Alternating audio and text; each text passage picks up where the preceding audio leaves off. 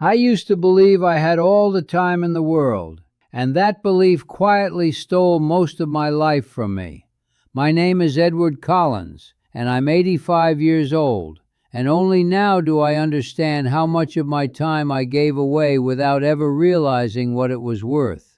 When you're young, time feels like something that just keeps showing up, like tomorrow is always guaranteed, and next year is just waiting patiently for you to arrive. I remember telling myself I'd start living properly once things settled down, once I had more money, more stability, more certainty about who I was supposed to be. But life doesn't settle the way you expect it to. It keeps moving, quietly, steadily, and before you notice, the years begin stacking up behind you. I grew up in a small town where nothing much seemed to change, and I thought that meant I had time to figure everything out. I wasn't in a hurry to chase anything meaningful. I worked jobs I didn't care about, spent years doing things that filled my days but not my heart. I told myself it was practical, that I was being responsible, that someday I'd make space for the things that actually mattered. But someday is a dangerous word. It sounds harmless, almost comforting, but it has a way of turning into years without asking for permission. I remember there was a woman named Laura. She had this way of looking at life like it was something to be experienced, not postponed.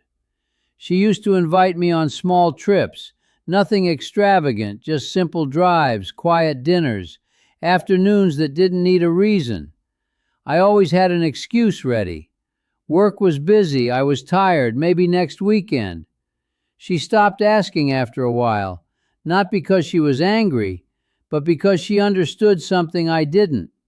She understood that if someone keeps choosing later over now, eventually there's no space left for them. I didn't realize what I had lost until much later, when the silence in my life became louder than any excuse I had ever made.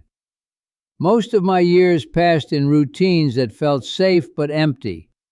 I woke up early, went to work, came home, ate dinner, and told myself I'd do something meaningful tomorrow. I thought I was building a stable life, but in truth, I was just repeating the same day over and over again, hoping it would somehow turn into something different. There were moments, of course, small ones that tried to wake me up. A birthday that felt quieter than the last. A friend who moved away and didn't come back. A mirror that slowly showed a stranger I didn't quite recognize.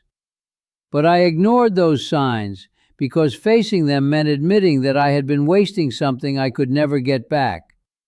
Time doesn't argue with you. It doesn't warn you loudly. It just keeps going, whether you're paying attention or not. By the time I reached my 60s, I started to feel it more clearly. The weight of years not fully lived. The realization that I had spent decades preparing for a life I never actually stepped into. I tried to change then, tried to reach out, tried to fill the empty spaces, but it's different when you start late. Not impossible, but different. Some doors don't open the same way once enough time has passed. I think the hardest part isn't the things you failed at, it's the things you never even tried. The conversations you postponed, the risks you avoided, the people you assumed would always be there waiting for you to finally show up.